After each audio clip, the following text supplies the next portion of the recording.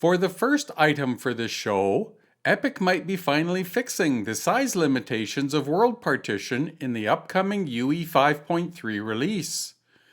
Epic Games has the 5.3 public roadmap wishlist up on their site for everyone to look at and vote for features. One of the new proposed features is for large landscape import-export for world partition. Be sure to go to the site, click on this item, and choose Critical for how important is this feature for you. The results of this vote state that it is if they move forward with the idea, so I must assume that it is not guaranteed to be developed for 5.3. The link to the Unreal Engine 5.3 roadmap page is in this video description. Please vote, everyone. We need large landscape capabilities in Unreal Engine. All of the components are finally here for my new Xeon 4th generation workstation. A few of the new services that I will be offering include massive height map creation, editing, stitching, tiling, and file conversion. I will be posting the new services and their prices on the website service page as soon as I have the computer assembled. The Intel Xeon 24-core Asus W790, 512GB DDR5 ECC memory, and Asus ROG Strix RTX 3090 24GB will be able to work directly in memory with height maps up to 370,000 by 370,000. When larger DDR5 RDIMMs become available, I will be expanding the memory up to 2 terabytes. This will allow for working on height maps up to approximately 740,000 by 740,000. Now for a bit of TerreSculptor 3 news. The biome devices will soon be available on the terrain stack. This will allow creating and saving complete weight map and splat map setups based on their biome type.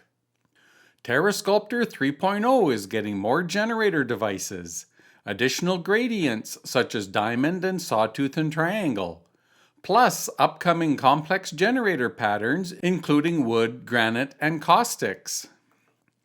More geology devices: crater, dozer, fault line, fold, mountain, rockify, sediment, shelf, stones, volcano, and others.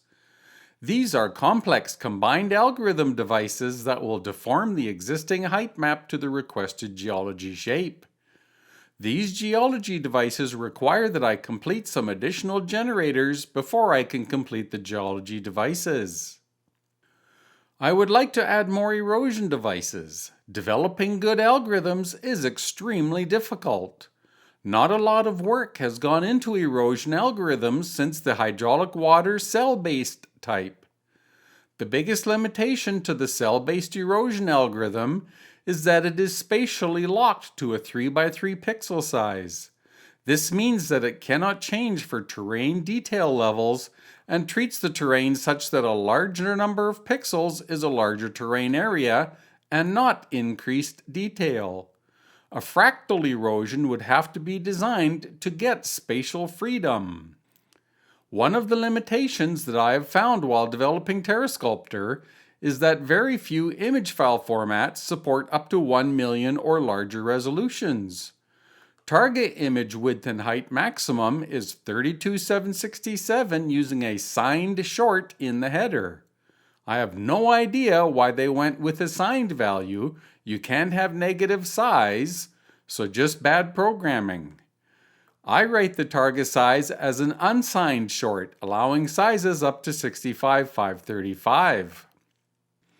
The Windows GDI Plus API and WIC API image formats of BMP, GIF, JPEG, PNG, and TIFF are limited to a bitmap array of 2 GB thanks to Microsoft.